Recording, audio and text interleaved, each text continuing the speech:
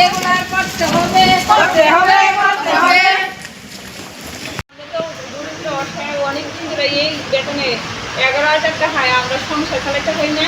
এই টাকাটা দিয়ে আমরা কীভাবে সংসার দেবো? অনেকদিন ধরে আমরা দুঃখ পাইয়া যদি তো লাঞ্ছনায় ভুগতে ভুগতে আসতে আপনার এই জায়গার মধ্যে আমরা দাঁড়াইছি। এই টাকা সাময়িক টাকার মাধ্যমে আমরা সংসার চালাতে পারি না, বৃদ্ধ মা বাবাদের কোনো চিকিৎসা করতে পারি না, ছেলে মেয়েদের ভালোভাবে পড়াশোনা করাইতে পারি না।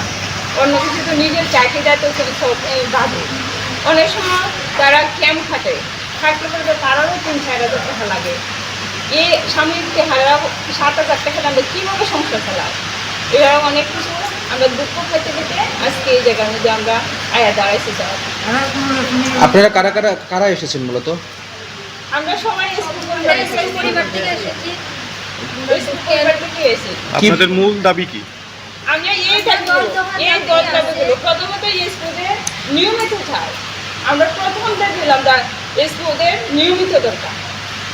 দ্বিতীয় পুলিশের স্কুলে এনটিএ চালু করতে হবে। স্যার এই যে দাবিগুলো আপনারা দেখেন, এই দাবিগুলোর জন্য আমরা প্রথমত আমরা প্রথম দাবিগুলো আমরা নিয়মিত চাই, স্কুলের নিয়মিত করতে হবে। কি বলেছেন?